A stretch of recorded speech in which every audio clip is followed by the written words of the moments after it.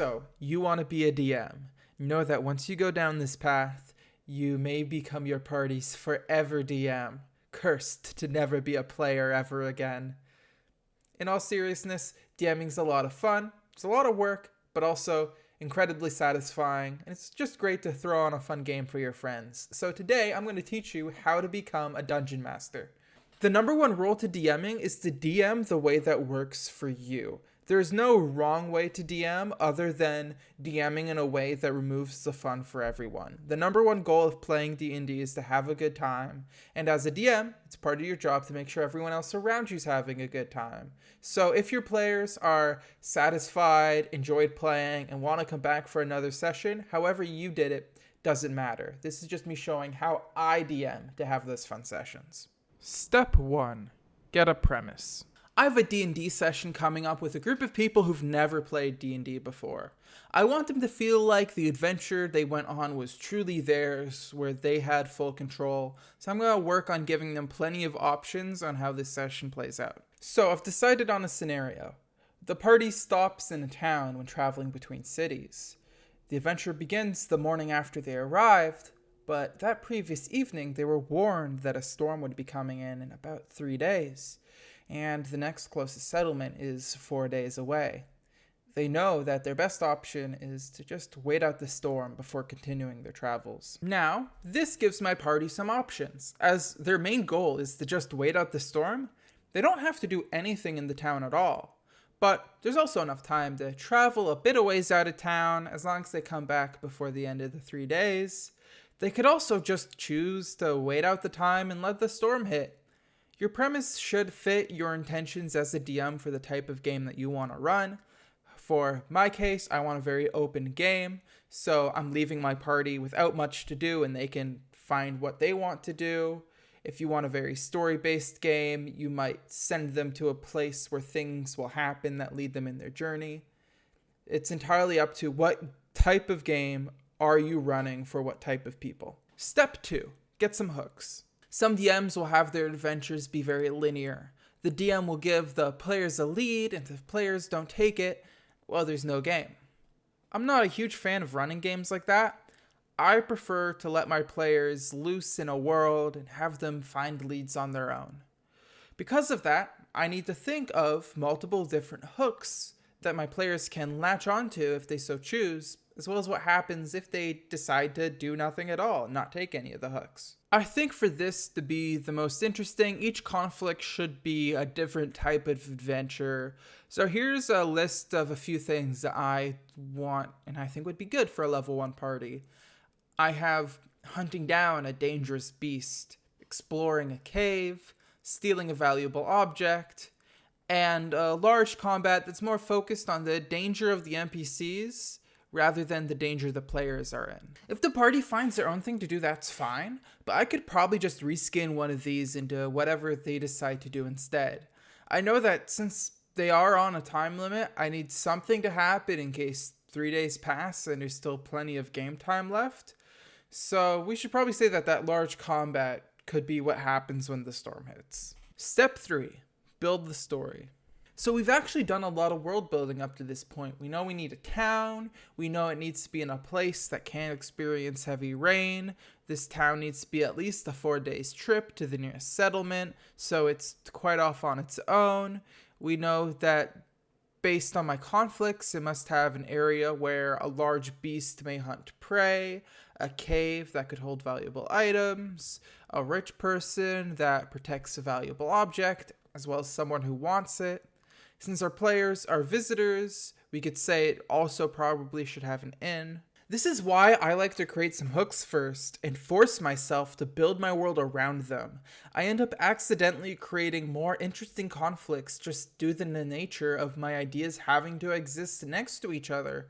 Let me give an example. I decided that I want to give my players the opportunity to commit some crimes. Why would they want to commit some crimes? Well, maybe someone asked them to steal something valuable.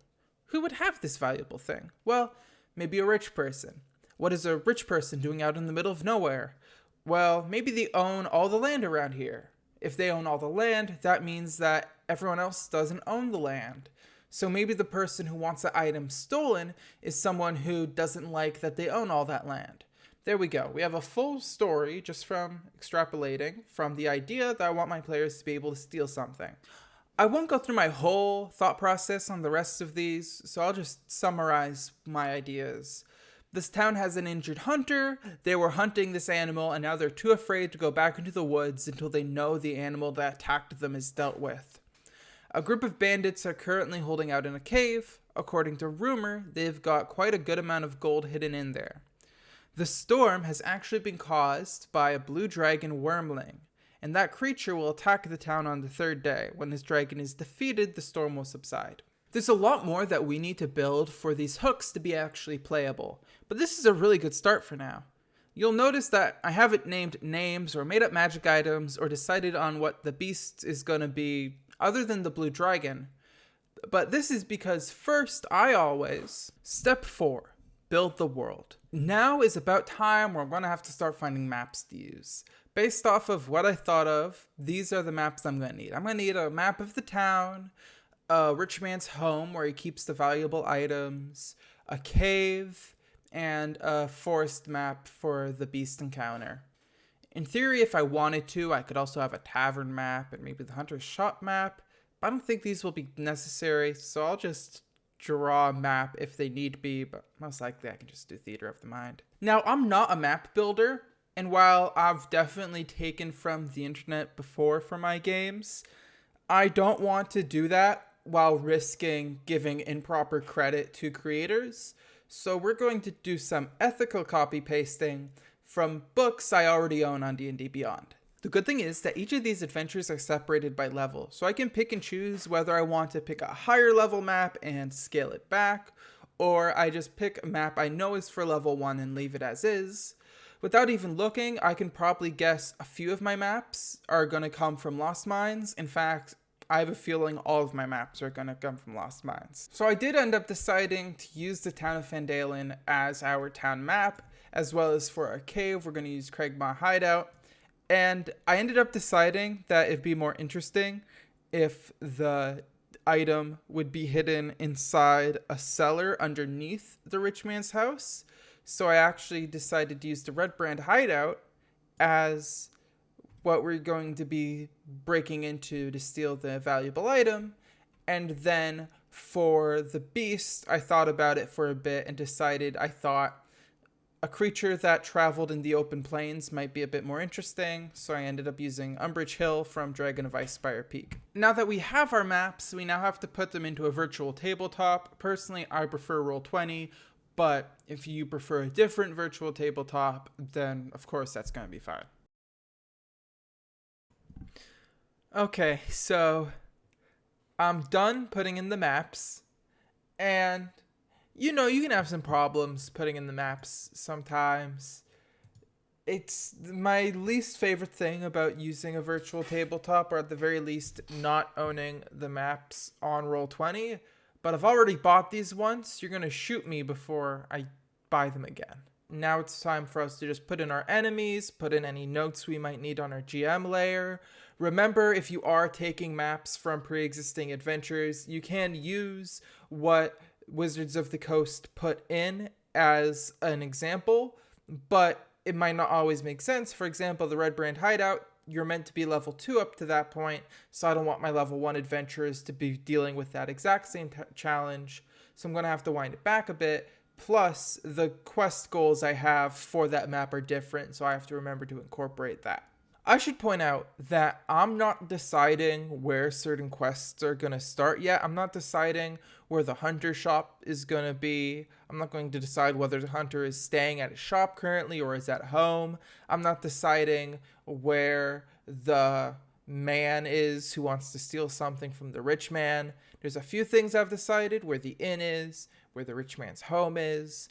But a lot of that I'm going to leave up in the air with the intention of purposely moving those type of things in front of the party depending on what they decide to do. So I'm not even writing any of that down because I have no intention to set that in stone. Step 5, detail the world. You might think that we're done. We have the maps, they're on the virtual tabletop, we've placed our enemies. However, there's still one thing left to do. actually fill in this world. We have yet to give you these characters' names, what they look like, what their motivations are. Depending on how picky you are, you can spend a lot of time on this type of thing. However, I'm going to push through this quite quickly.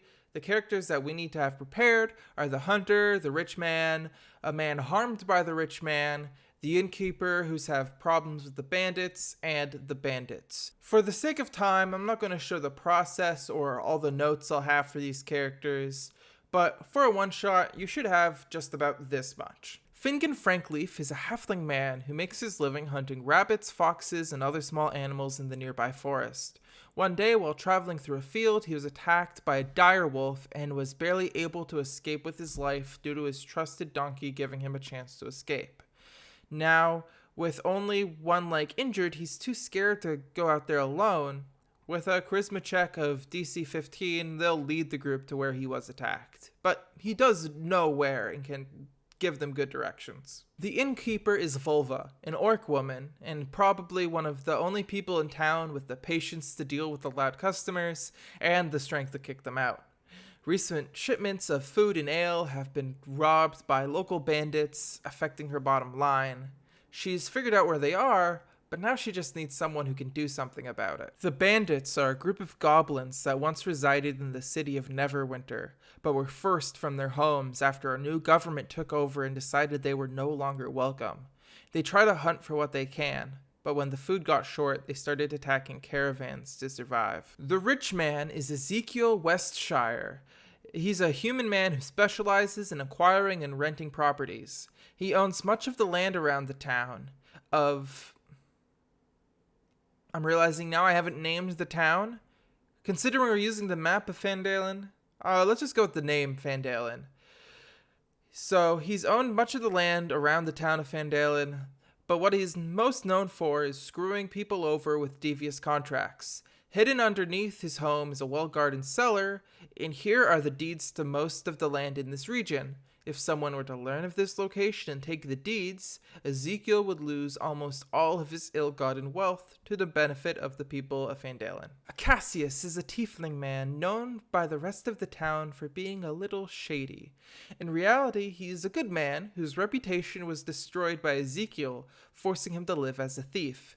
Cassius used to own a farm before Ezekiel bought it out and used trickery in the contract to get Cassius removed from his home and to lose everything he owned. Now Cassius wants Ezekiel down a peg and to show him what it's like to lose everything. This is a one-shot, so rewards don't matter as much. However, it is good to give your party something to tell them they've done a good job. So, for the different types of adventures, the rewards are: bringing back the hide of the beast will give any character with a light armor proficiency studded leather armor made out of the dire wolf. Giving the deed of the land to Cassius will have the party marked as outlaws if they were caught, but they'll also get a bag of holding from Cassius for their troubles. If the bandits are defeated, not only will food, drink, and beds be free the rest of their stay, but they'll also find in the cave a cloak of billowing. If the dragon fight happens, and the dragon retreats, the party is given 1d6 dragon scales, which can be sold for 1 platinum piece each. If the dragon is defeated, the party can take as much from the dragon as they can carry. If you've been paying attention, there's a lot of fights I've prepared that are kind of overpowered.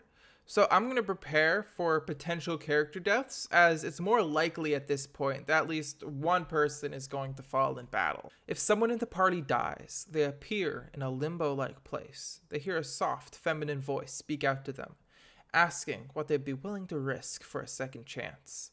In front of them, a white orb will appear. If they reach out for the orb, they will wake up with full health, but now with a black mark on the inside of their hand. If they choose not to reach out, then their player will remain dead. The character will remain dead, not the player.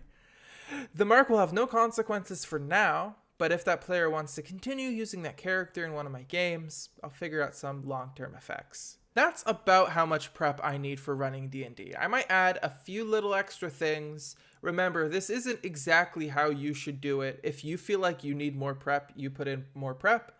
It's just for this game, I feel like I'm more ready to improv and roll with the punches of whatever my party gives me. So This information gives me a chance to understand the world, the characters, and how the world will react to player actions.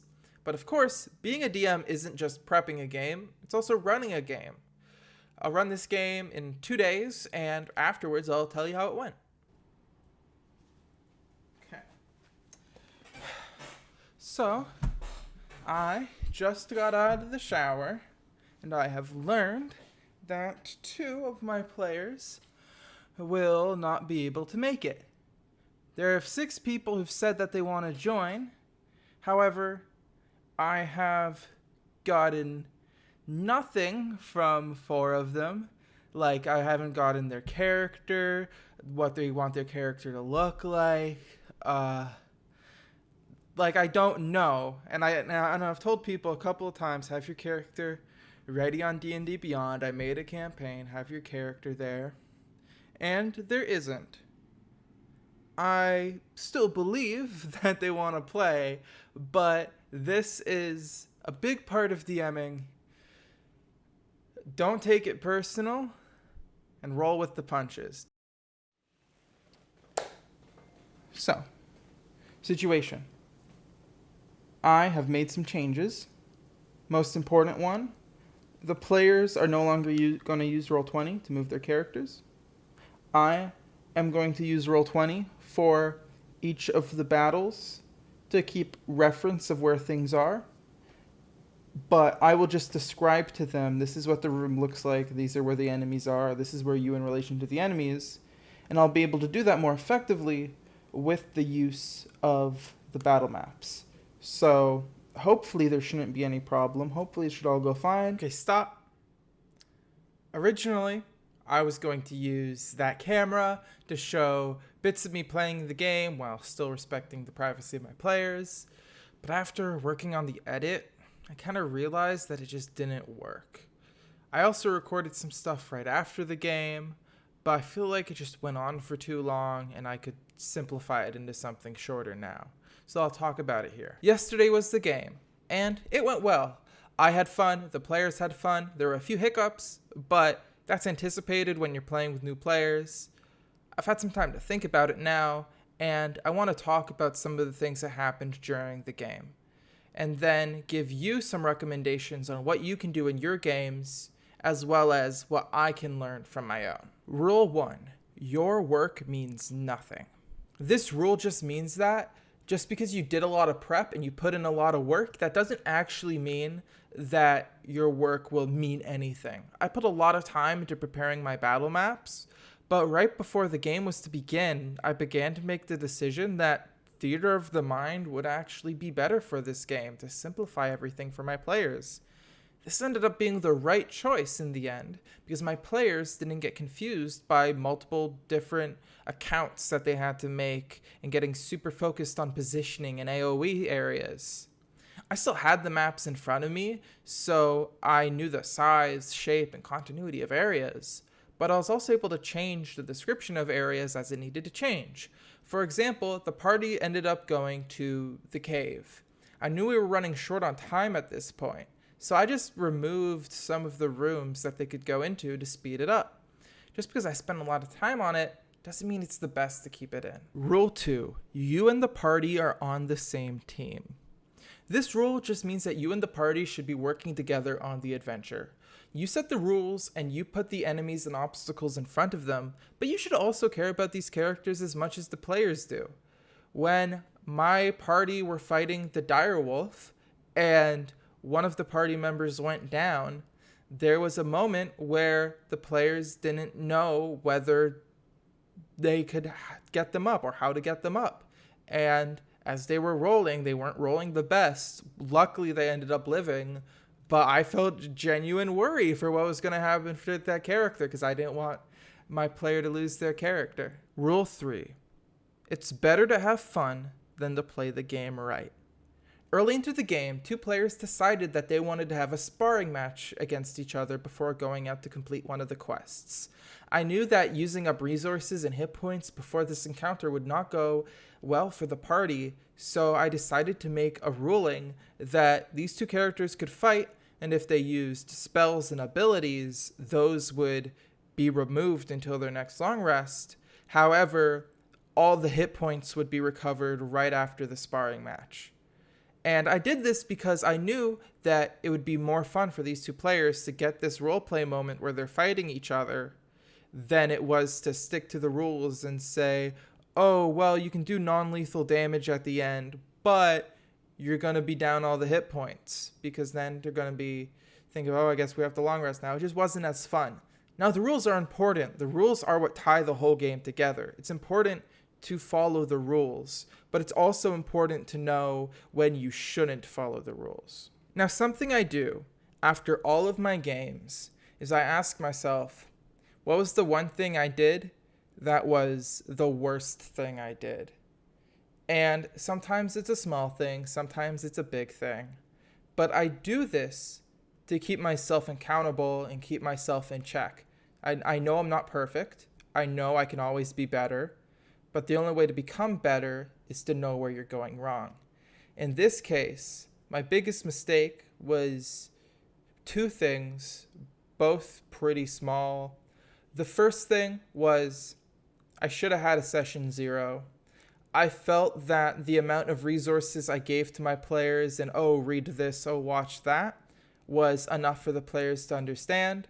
I should have had a time where they could sit and talk with me, and I helped them through character creation, because there were players who got confused on how certain abilities and how their character actually worked. The second thing is I forgot to name anything. I didn't name the town. I didn't name the characters. I had character names. I had the town name. I just didn't mention any of it once throughout the whole game. And I don't know why I didn't. I had it right in front of me. I had a cheat sheet of all the names right in front of me, and I just didn't use it ever. I don't know what's wrong with me. So that's where I'm going to end this video. There's so many different ways to do a how to DM video. I am of the opinion that there's no wrong way to DM unless the way you're DMing is sapping the fun out of the game for you and your players. So I just decided, hey, it makes sense to show the way I run my games that makes it fun. I hope you've gotten inspiration, or you've learned something, or if you have advice for me on what I could do to make my games better from what I've said, you can leave a comment. Also, if you have any more ideas for intro to D&D videos you want me to do, you can leave that as a comment as well. Remember to subscribe to see more videos coming out, and I hope to see you another time.